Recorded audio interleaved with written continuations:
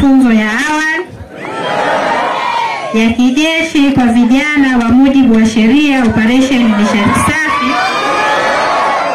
hapa 839 KJ yamefungwa rasmi leo tarehe 24 Septemba 2025.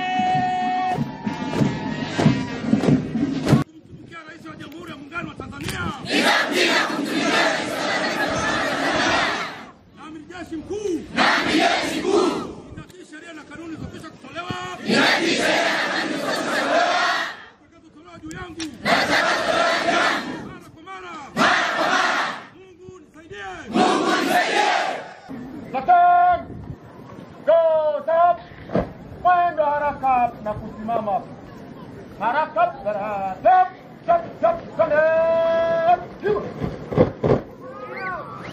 geuka nyuma nyuma harakati na kusimama harakati chap chap chap chap kanet geuka nyuma nyuma go bandit William Tegeza Pattern! Go! Stop! Watuta tembea mwendo haraka na kugeuka kulia, kushoto na nyuma. Mwendo haraka, tap, tap, tap, nyuma. Tap, tap, tap, cross nyuma, nyuma.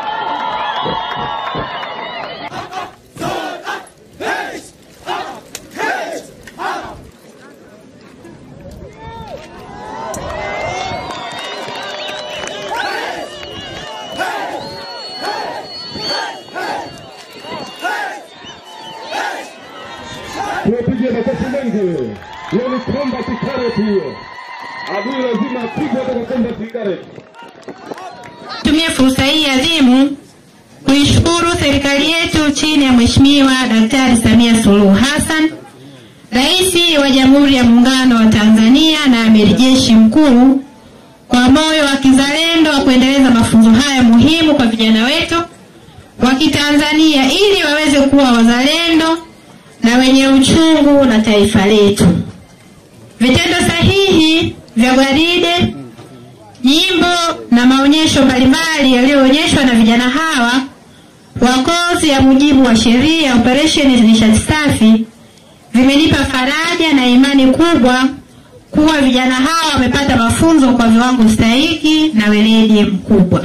Napenda niwakumbushe kwamba mwaka huu ni mwaka wa uchaguzi, ambapo mwezi Oktoba 2025 Watanzania tutachagua viongozi. Viongozi ambao tutawachagua katika uchaguzi huo ni pamoja na madiwani, wabunge na rais. Kila Mtanzania mwenye sifa ya kupiga kura ni vyema atumie haki yake ya msingi kupiga kura kuchagua viongozi ambao nimewataja.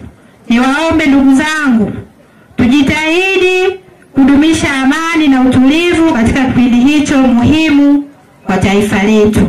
Nichukue nafasi hii tena kuwapongeza vijana wote kwa kukubali kujiunga na mafunzo ya JKT. Vijana, maamuzi yenu ni ya busara na niwatake kuheshimu na kuzingatia maamuzi yenu na kufuata yale yote mliofundishwa. Mheshimiwa mgeni rasmi, mafunzo kwa vijana wetu kama ilivyoelezwa na kamanda kikosi yalianza tarehe 18 mwezi Juni 2025 na amefanyika kwa muda wa majuma 12 mfululizo.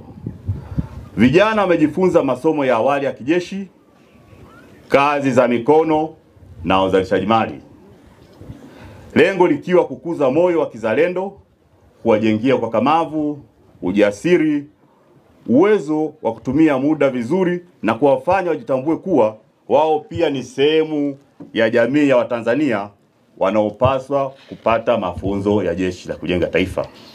Rai yetu kwa serikali, mafunzo haya yawe endelevu katika taifa letu la Tanzania. Tunaishukuru serikali kwa kutambua umuhimu wa mafunzo haya, kwani mafunzo tuliyoyapata hapa 839 kikosi cha jeshi Makuyuni JKT yanatija na msaada kwetu sisi vijana na kwa nchi yetu.